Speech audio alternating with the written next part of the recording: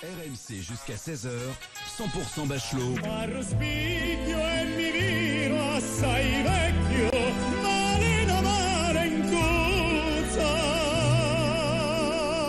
Roselyne Bachelot.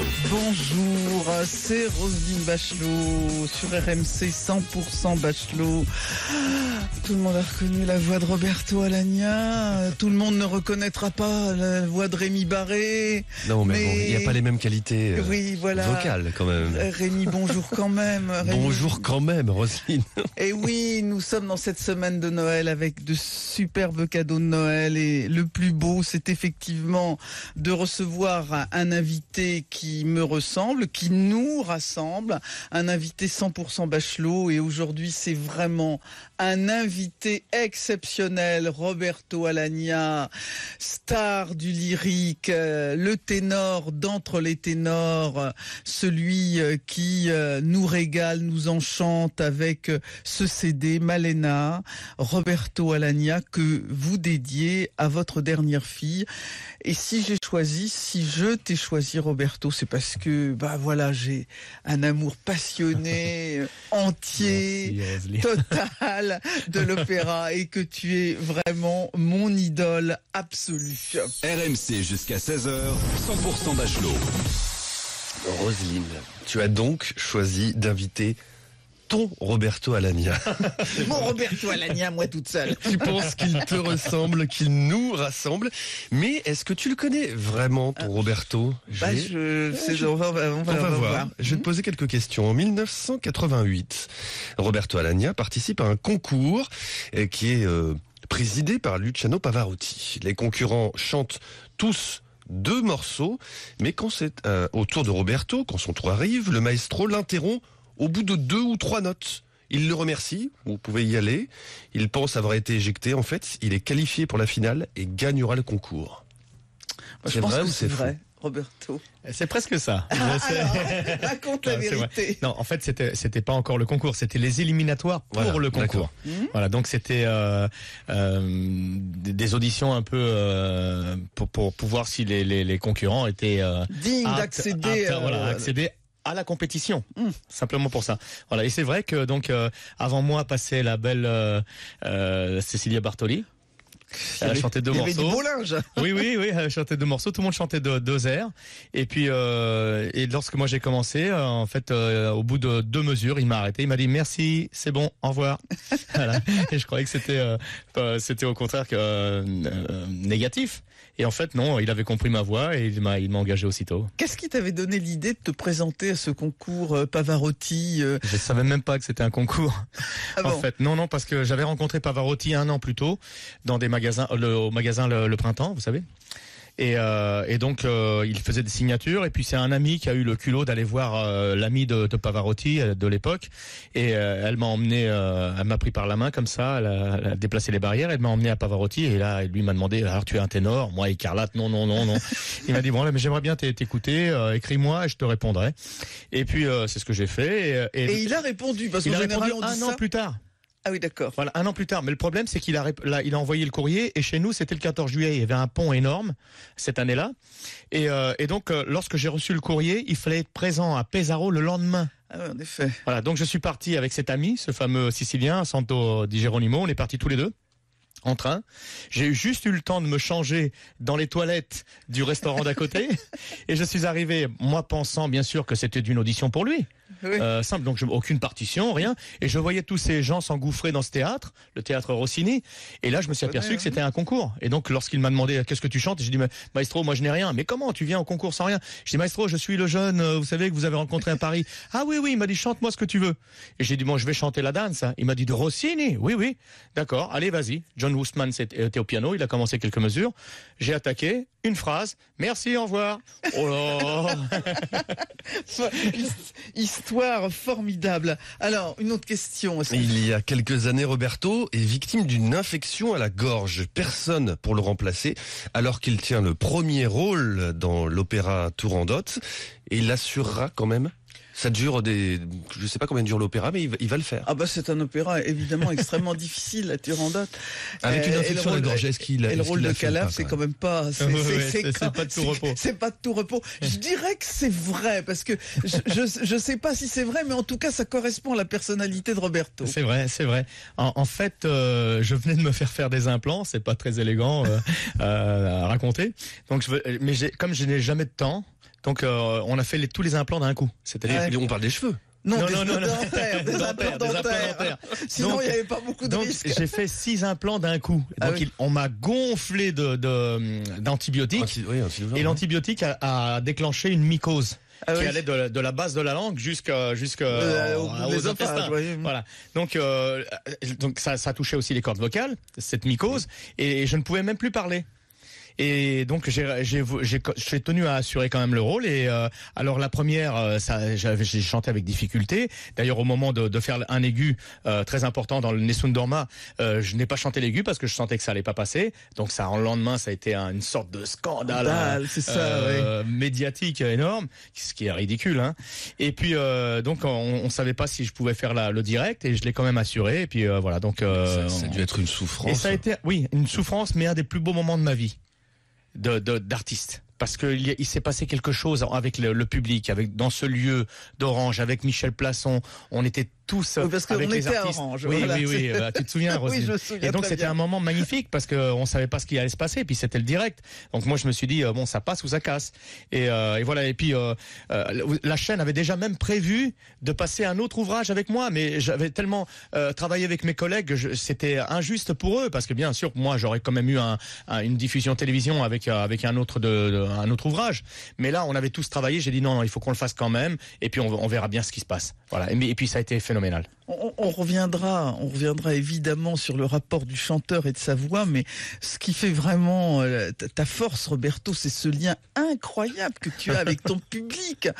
Moi, je vois les gens qui t'attendent à la sortie de Bastille ou à la sortie des Corégies d'Orange, et alors que tu rentres crevé, parce que c'est un exercice physique incroyable que de chanter un opéra, surtout comme Turandot. Tu restes là avec les gens, tu signes pendant une heure. Oui, parce que je sais les sacrifices que les gens font pour venir au spectacle. C'est cher, le spectacle. Il faut l'hôtel, il faut payer les transports, et puis si on veut billets, bouffe au restaurant. Donc c'est pas évident. Et quand l'artiste n'est pas là, voilà, je sais donc les sacrifices qu'ils font, et donc j'essaie de leur rendre aussi l'amour qu'ils me donnent, parce que c'est vraiment de l'amour. Il y a une proximité qui s'est installée, qui fait qu'aujourd'hui nous sommes très proches, et des gens qui me suivent depuis 30 ans. Exactement. Et c'est voilà, donc bon, j'essaye d'oublier la fatigue. C'est pas toujours évident, hein, parce que des fois on est vraiment lessivé, surtout à ce moment-là. Et mais je dois dire que moi j'ai beaucoup de chance, parce que et vous savez, Lang un jour m'a dit Roberto, tu peux m'apprendre comment on fait pour avoir cette proximité avec le public? J'ai dit mais ça se travaille pas, je sais pas. On l'a pas. Oui, on l'a pas. Voilà, mais donc il se posait cette question. Oui, il a une marge de progression, Lang. Bon, allez, pas de méchanceté ici. On est sur RMC. À ses débuts, Roberto Alagna chantait dans des cabarets parisiens. Ses musiciens estimaient qu'il avait un défaut. Il chantait trop fort. Et ses musiciens lui ont donc conseillé d'aller voir un prof de chant. Et c'est comme ça que tout a commencé. C'est vrai? Oui, c'est vrai. J'en ai répondu avant. Non, c'est tout à fait vrai. Pour une fois que j'aurais dit faux. Non, c'était vrai, ça. Ouais. C'est Johnny Cabrera, qui était mon musicien, qui m'a dit un jour, ça c'était encore à l'époque des pizzerias. Ouais. Donc il me disait, tu sais Roberto, tu chantes bien, mais il y a un défaut, tu chantes trop fort. C'est vraiment, bah oui, parce que moi je chantais avec une voix puissante déjà, même si c'était de la variété. Et il m'a dit, donc va voir, il faut que tu ailles contrôler ça. Et quand je suis arrivé chez Ruiz, donc qui était le professeur de toute cette communauté de latinos, moi je travaillais avec tous les latinos de Paris. Et donc il lui m'a dit, mais non, tu es ténor. Il m'a dit, et ouais, quand il m'a dit ça, pour moi c'était le sésame du paradis. Voilà, donc c'était formidable, et c'est là que tout a commencé. Donc merci Johnny, si tu m'écoutes.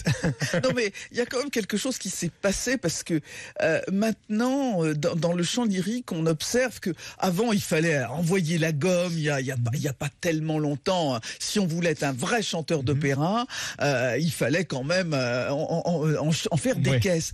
C'est beaucoup plus nuancé quand même le chant lyrique maintenant. C'est un peu déformé même, je te dis. Bon. Oui. Là, on est en train de...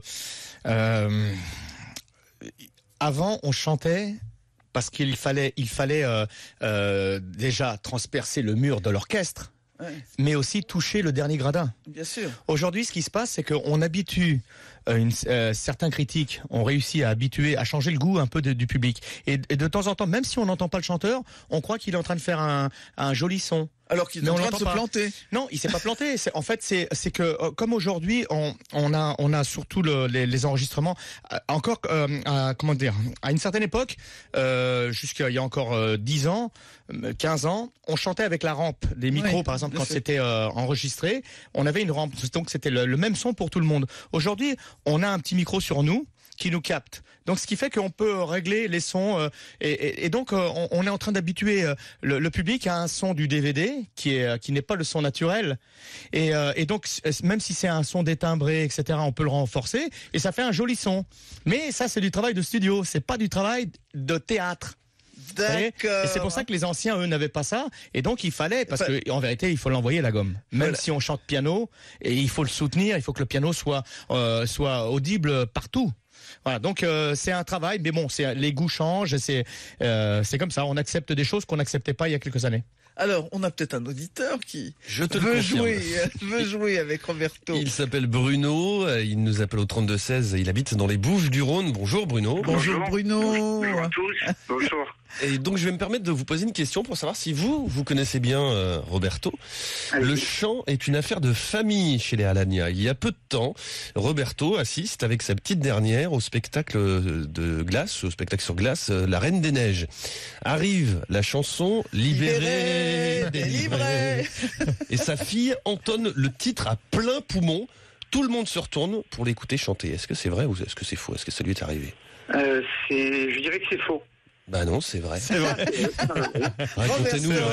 C'était incroyable. Donc, oui, on était dans une sorte de zénith. Donc il y avait 10 000 personnes. On était en Pologne. Et donc la chanson commence. Alors c'est Malena. Malena, donc, oui. C'est celle donc elle avait 2 ans et 8 mois. Oui. Et elle se lève des gradins. Et en plus, je vais vous dire quelque chose. On est arrivé au dernier moment, donc on était quasiment tout en haut des gradins. Et elle chante vraiment à plein poumon. Malgré la sono, toute la rangée jusqu'en bas s'est retournée pour regarder la petite. Et j'ai filmé ça avec mon téléphone. C'est un smartphone? Oui, sur mon smartphone. Donc c'est assez formidable. Et elle a continué à chanter quand les gens oui. Et puis avec les gestes, la chorégraphie et tout ça, donc les bras et tout. Et ça vous a fait quoi? D'abord, on s'est regardé avec sa maman, on s'est caché un petit peu parce que tous les gens qui regardaient. Mais ensuite, on l'a laissé et on s'est aperçu que la voix d'une puissance incroyable. Donc c'est vraiment génétique, la voix. Elle va faire une carrière de chanteuse lyrique, Elena. Je sais pas, parce que on est là, ma grande, elle était pareille, elle chantait La Juive, elle chantait Rigoletto, elle chantait tous les ouvrages, elle chantait tous les rôles de ténor d'ailleurs, c'était curieux parce que elle reprenait tout ce que je chantais, et maintenant elle s'est dirigée vers le cinéma, donc vous voyez, ça dépend, donc on verra bien. Oh, voilà. Tel père, telle fille. Tel père, telle fille. Bruno avait une question, je crois, à poser à Roberto. Roberto, enchanté de converser avec vous. Je voulais savoir si, par rapport justement à la carrière que vous avez, parce que vous êtes énormément sollicité physiquement, je voulais savoir si vous vous prépariez comme par exemple un footballeur, un sportif. Non, en fait, il faut une certaine méditation. Mais je sais qu'on me pose souvent la question parce qu'il y avait eu un reportage un jour où on me voyait me préparer comme une sorte de gladiateur avant d'affronter Orange. Et en fait, je vais vous dire la vérité, c'est que le réalisateur m'a dit qu'est-ce que vous faites pour vous préparer? Je dis je fais rien, je médite et puis je mange des pâtes et puis il m'a dit non mais on peut pas, vous pouvez pas nous faire quelque chose pour la caméra. Je dis bon je veux bien vous inventer un truc. Et donc j'ai inventé cette séquence et depuis on m'en parle tout le temps. Donc c'est une légende. On va dire que c'est une légende. D'accord, ok. Alors, Roberto se prépare pas comme un sportif. Si, il faut se préparer comme un sportif, mais dans la tête. C'est-à-dire que c'est le mental qu'il faut travailler. Ensuite, bien sûr, il faut avoir une bonne condition physique. Sinon, vous pouvez pas faire une hygiène de vie. Vous ne pouvez pas faire cette carrière ou chanter pendant 3 heures sans une hygiène de physique et une hygiène de vie. C'est impossible. Mais c'est surtout la méditation et le mental qui l'emporte. Souvent, quand on est à bout et qu'on n'a plus de force, on réussit quand même grâce au mental. Voilà, même quand les forces physiques nous abandonnent. Donc c'est là le côté sportif et athlétique mais c'est vrai qu'on fait pas le marathon avant. Au contraire, il faut plutôt se reposer. C'est dans la méditation, dans le silence de la voix aussi. On peut pas se permettre de parler toute la journée si on a un spectacle qui va durer 4 ou 5 heures. Vous comprenez? Merci Bruno d'avoir interviewé Roberto Alagna. Vous pouvez nous appeler au 3216 sur Twitter, sur Facebook ou aussi m'écrire pour poser des questions sur rmc.fr. RMC 100% Bachelot.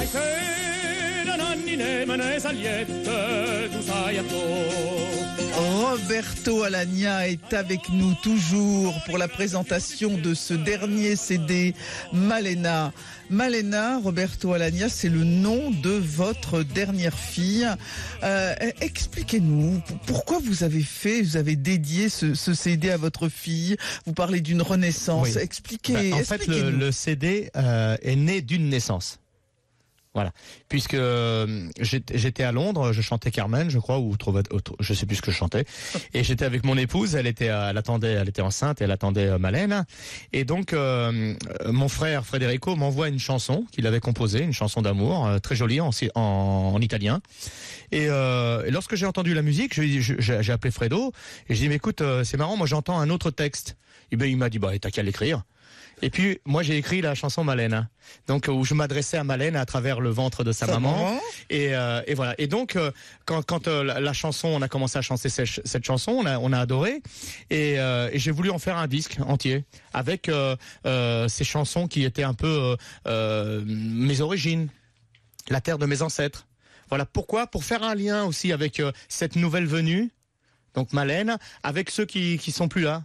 Et ma grand-mère, mon grand-père, les gens qui sont partis et qui étaient encore siciliens vraiment à 100%. Voilà, donc c'est un peu comme si je présentais Malène, qui elle est franco-polonaise, à cette famille qui était la base au départ, qui était mes origines. Voilà, donc c'est quelque chose de vraiment intime. Et on retrouve aussi bien des tubes comme Funiculi Funicula ou Coren Grato que véritablement cette chanson qui est exclusive et qui est la patte et la signature de ce CD magnifique. Voilà, en fait, il y a deux parties dans ce CD. Il y a les chansons que tout le monde connaît, mais revisitées, donc avec des adaptations, des arrangements de Cassard un peu différents, et aussi les chansons inédites écrites surtout par mon frère Federico et une par mon frère David. Qu'est-ce que ça représente dans votre carrière, parce que à intervalles réguliers, vous sortez un CD de chansons populaires,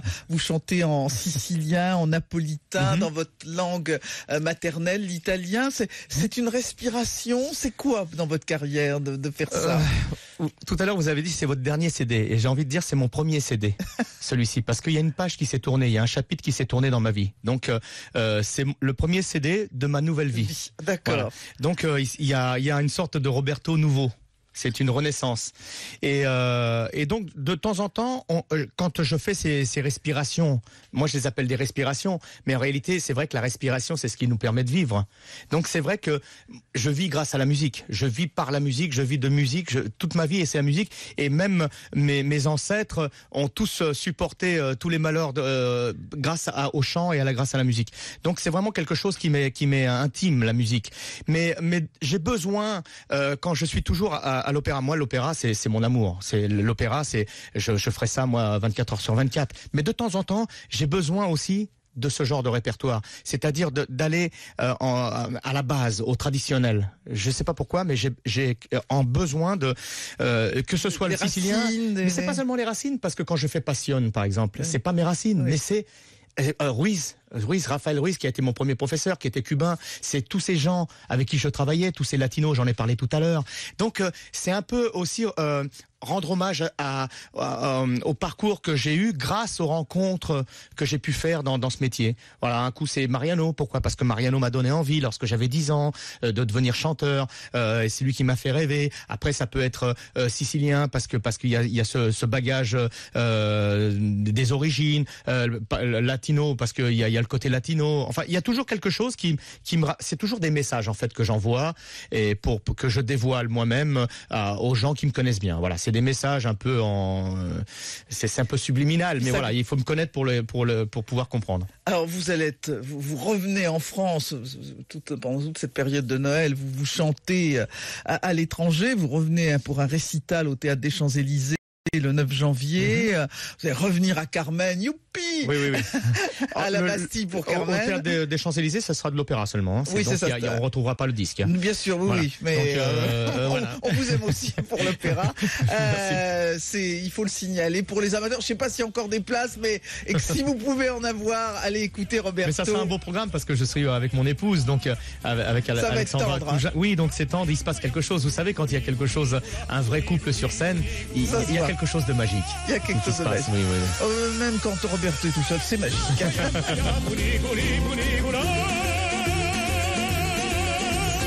RMC jusqu'à 16h, 100% Bachelot.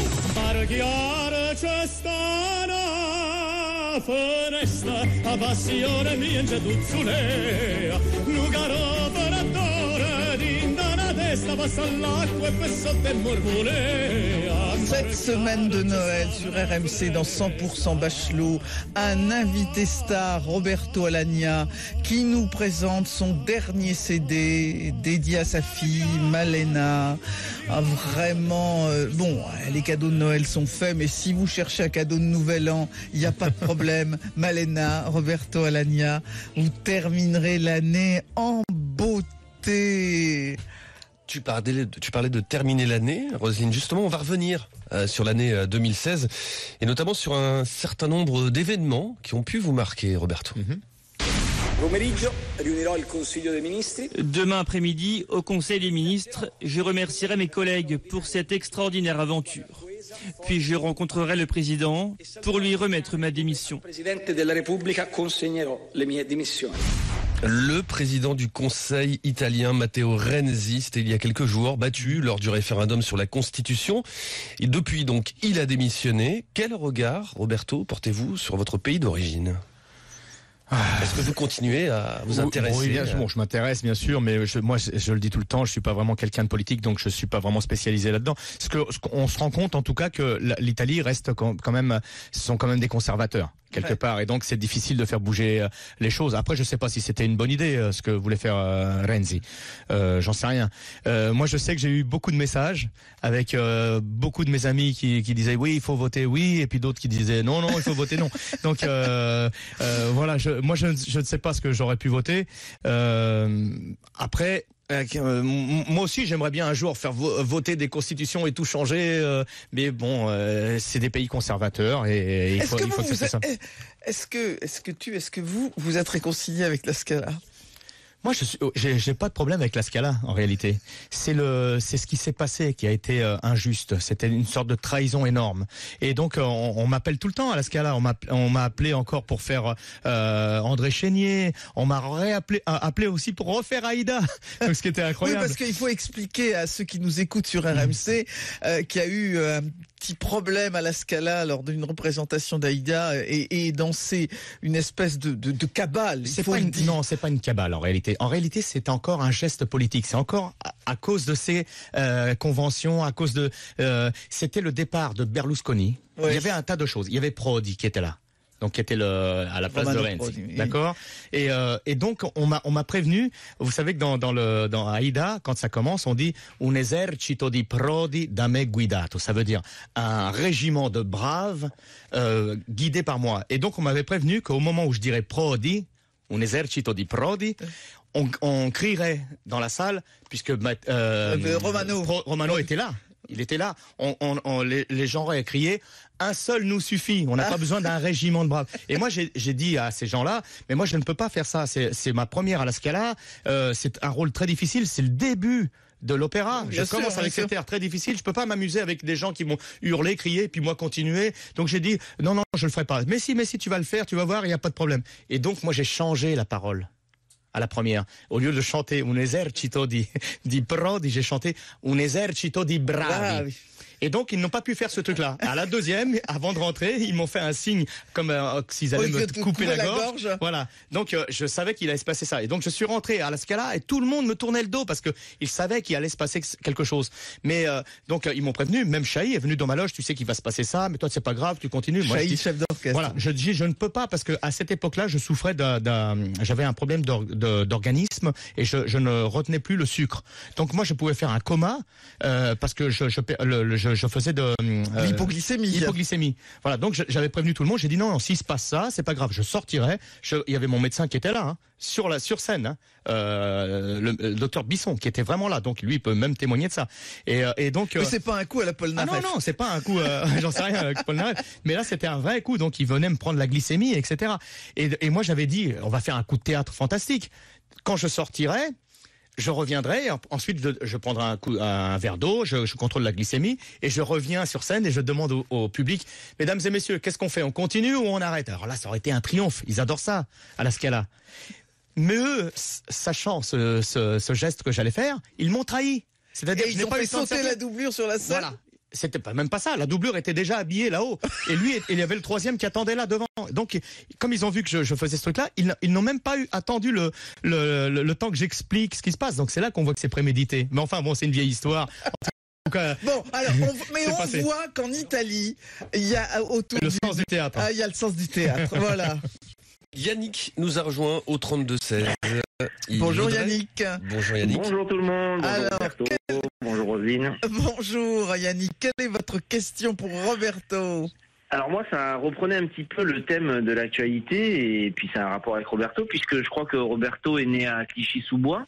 Et oui. Je voulais savoir si, c'est vrai que ces dernières semaines, il y a eu pas mal d'événements, on va dire un peu dramatiques, et je voulais savoir si lui, il avait gardé des contacts, et qu'est-ce qu'il avait comme regard sur la situation. Alors c'est pas à Clichy-sous-Bois en particulier, mais dans les non, j'ai pas entendu de problème à Clichy-sous-Bois ces derniers temps. Ce que veut dire Yannick, c'est que dernièrement, on a encore, malheureusement, on continue de parler beaucoup des banlieues, sur les fonds de violence, de trafic. Oui, bien sûr. Mais vous savez, moi, je suis né en banlieue. Je suis né à Clichy-sous-Bois. La violence, il y en avait, comme il y en a partout. Mais c'était pas la même violence qu'aujourd'hui. Au départ, donc moi, tous mes copains, on était tous quasiment des étrangers. On était des enfants issus de l'immigration, donc il y avait des problèmes. Mais il n'y avait pas encore ces ghettos. Et je me souviens quand ils ont commencé à construire ces cités, les cités étaient belles. Même ces HLM, ils étaient pas mal du tout. Et mon oncle d'ailleurs est parti habiter dans cette HLM.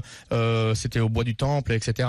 Et c'était sympa. Il y avait des terrains de jeu. Il y avait tout ce qu'on. Et puis peu à peu, ça s'est dégradé parce qu'il y a une sorte de problème. Je sais pas. On a mis tous les gens ensemble et ça s'est dégradé de plus en plus. Mais le problème, c'est qu'aujourd'hui, la violence, c'est pas la même. Aujourd'hui, il y a une violence religieuse avec c'est plus la violence qu'il y avait entre gamins ou avec entre petites bandes rivales. Oui, petites bandes rivales et tout ça. C'est plus la même violence. Donc aujourd'hui, je sais pas quoi dire sur ça, mais il faudrait au contraire essayer je sais pas quelle est la solution, mais c'est assez compliqué.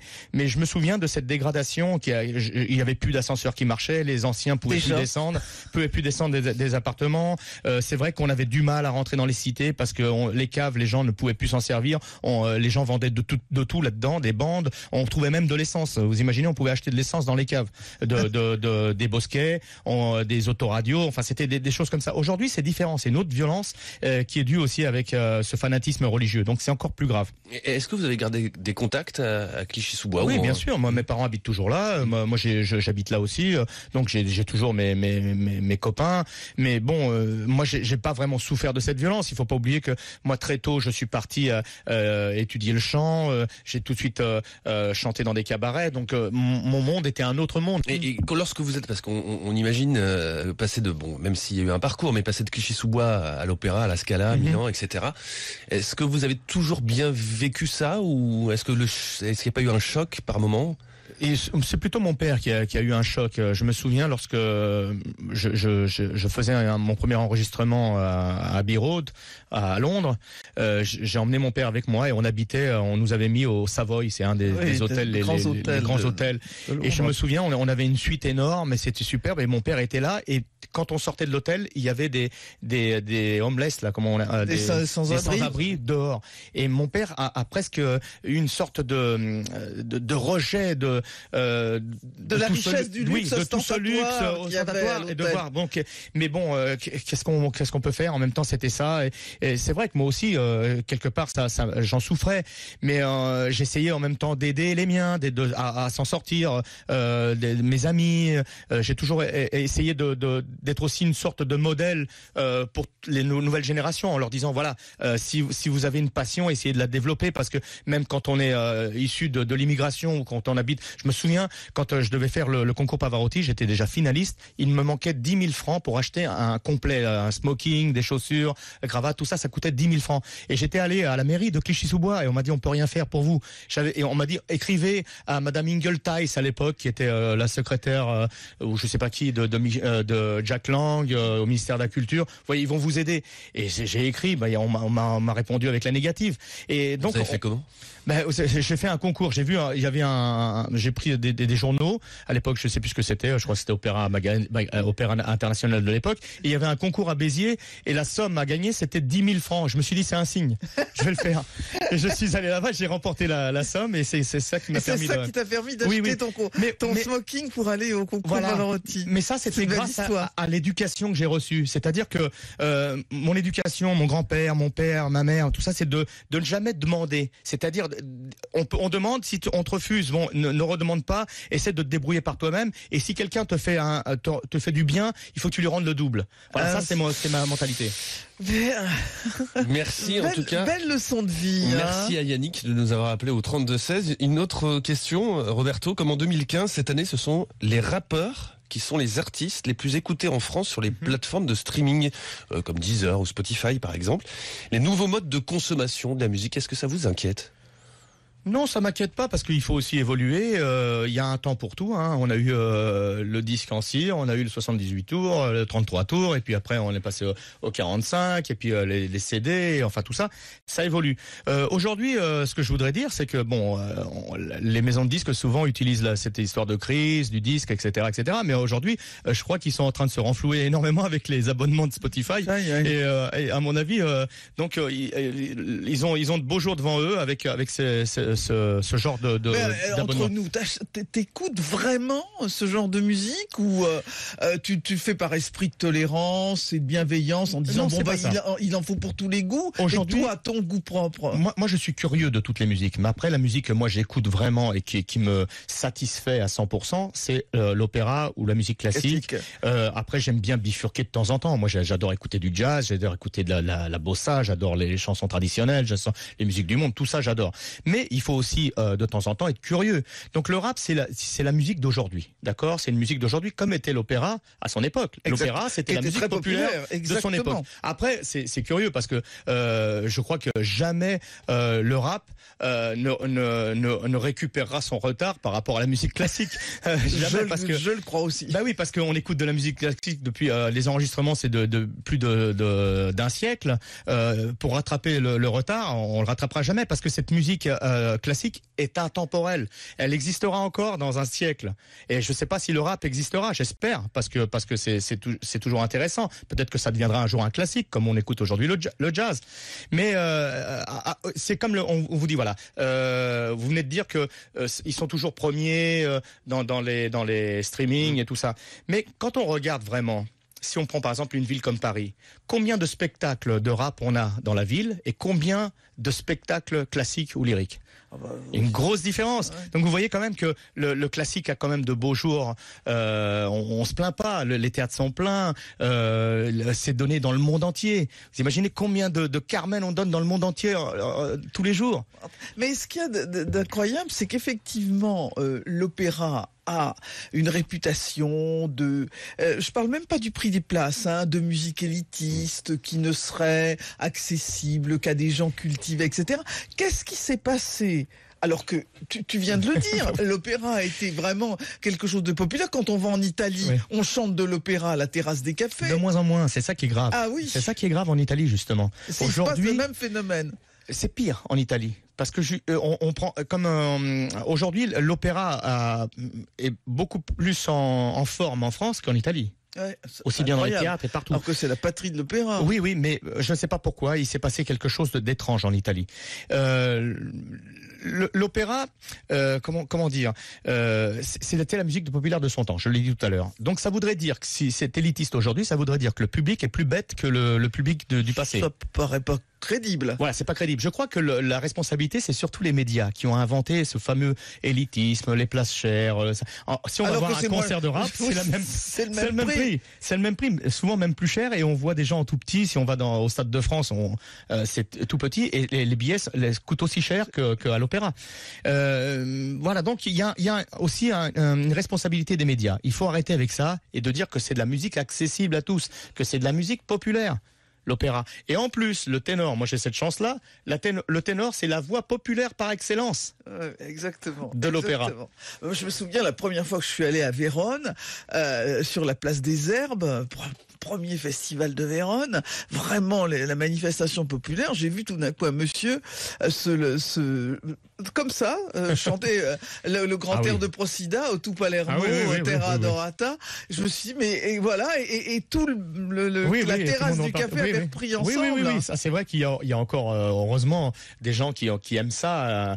Mais le problème, je crois que c'est un côté politique, il y a un côté qui a détruit un peu la réputation de l'opéra en Italie. Je ne sais pas ce qui s'est passé. Aujourd'hui, en Italie, on met surtout en avant le chef d'orchestre et le metteur en scène. Et le fait de tuer les dieux du stade, qui sont les chanteurs et donc c'est eux les divas et les divots, fait que quelque part c'est comme si au football tout d'un coup, et d'ailleurs l'Italie avait essayé de faire ça à un moment, de rendre star l'arbitre. Ça marche à un certain moment, mais il faut quand même les dieux du stade. Oui, c'est ça, voilà. C'est une belle comparaison. Les metteurs en scène, c'est pas l'arbitre quand même, mais ni le chef d'orchestre. Mais c'est un ensemble l'opéra. Mais il faut surtout pas oublier qu'à l'opéra, c'est pas comme le symphonique. On va surtout écouter des chanteurs, des voix, et il faut c'est le bel canto. Il faut qu'on soit amoureux du chant. Oui. On va à présent entendre la voix de Philippe qui nous appelle au 32-16. Bonjour Philippe. Oui, bonjour Roselyne, bonjour Roberto. Bonjour. Alors, votre question pour Roberto. Alors, juste une petite précision. Avant, mon père était fan d'opéra. Moi, je ne suis pas, mais j'ai eu la chance d'assister à l'âge de 13 ans à une représentation de Simon Boccanegra aux Arènes de Vérone. Et tout ce qui investit on va dire quand on est jeune et tout, même si ça plaît pas forcément, et après ça laisse des traces et ça après revient. on s'y réintéresse, ça revient. Voilà. Oui. Et puis avec la maturité, vous allez voir, peu à peu vous allez vous tourner vers l'opéra et puis c'est ça. Parce que chaque âge a sa musique, chaque âge a sa musique. C'est ça qui est formidable. Moi je mélange, là, je fais rock et opéra. Voilà. Bravo. Alors justement, ça m'amène à la question que je voulais vous poser. En tant qu'artiste à la renommée mondiale, qu'est-ce que vous pensez du prix Nobel de littérature attribué à Bob Dylan? Moi, ça me fait plaisir pour lui, mais je trouve que c'est quand même injuste pour les écrivains qui sont vraiment, comment dire, je crois que chacun dans sa catégorie. Après, même si les textes sont poétiques, les chansons sont poétiques, à ce moment-là, il faudrait créer peut-être une autre catégorie. Mais je trouve que, je sais pas, c'est un peu injuste pour les écrivains qui eux passent leur temps à écrire des livres, et c'est quand même le prix Nobel de littérature. Ouais. Voilà, je sais pas, on a déjà des victoires de la musique, on a déjà des disques d'or, des disques de platine, tout ça pour récompenser. Après, bon, c'est peut-être, je sais pas, c'est peut-être bien. Moi, je trouve que c'était pas nécessaire. Je suis pas loin de partager cet avis. Je sais pas ce que Philippe en pense, mais justement, pour une fois, je n'avais pas d'avis. Voilà. Non, l'avis de Roberto et puis mon avis aussi. Là, je crois que c'est du 100%, à moins que Rémi. Non, je voulais juste savoir. Alors, j'ai compris votre position. Maintenant, la récompense qui a été attribuée à Bob Dylan, c'est bon pour ses textes, effectivement, ce recueil poétique. Hein, est-ce que vous pensez pas que la musique, on peut parfois la détacher, le texte, on peut la détacher de la musique et juger le texte? Bien sûr, mais c'est comme mettre des poésies en musique. On peut prendre les poésies de Victor Hugo ou de Rimbaud et de les mettre en musique. Mais est-ce que est-ce que c'est juste pour les écrivains qui eux écrivent des tonnes de livres et peut-être ils ne seront jamais récompensés par un prix Nobel, même en étant un grand écrivain, alors que Bob Dylan, il a déjà lui une sorte de reconnaissance par rapport au chanteur qu'il est. Un chanteur, c'est aussi quelqu'un qui écrit. un texte. Donc il y a déjà une reconnaissance dans la chanson par elle-même, l'essence de la chanson. C'est pas seulement de la musique, c'est aussi des paroles. À ce moment-là, il faudrait. Et il y aurait des choses à dire sur la façon dont on prononce l'opéra français, mais je ne vais pas ouvrir un débat piégé. Merci Philippe. Oui, je ne sais pas si c'était vraiment nécessaire. Je ne sais pas ce que ça peut déclencher chez les écrivains. Voilà. Merci Philippe d'avoir posé votre question à Roberto. On peut appeler pour parler à Roberto Alagna, star absolue du lyrique au 32-16. Et nous, on se retrouve tout de suite sur RMC. 100% Bachelot, Roselyne Bachelot.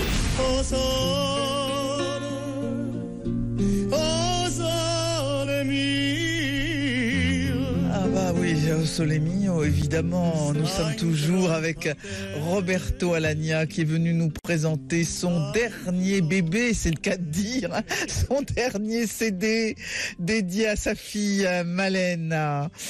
Alors, c'est la période des cadeaux, évidemment, entre Noël et le jour de l'an. Et Roberto, tu sais bien, on en parlait, tu as beaucoup de fans. Certains rêvent de parler avec toi, même quelques minutes, hein, et nous les avons au 32-16. Exactement, à commencer par Marina, qui nous appelle au 32-16. Bonjour Marina. Bonjour Roselyne, bonjour Monsieur Alagna. Bonjour. Alors Marina, qu'est-ce que vous souhaitez Marina, dire? c'est joli comme prénom. Merci.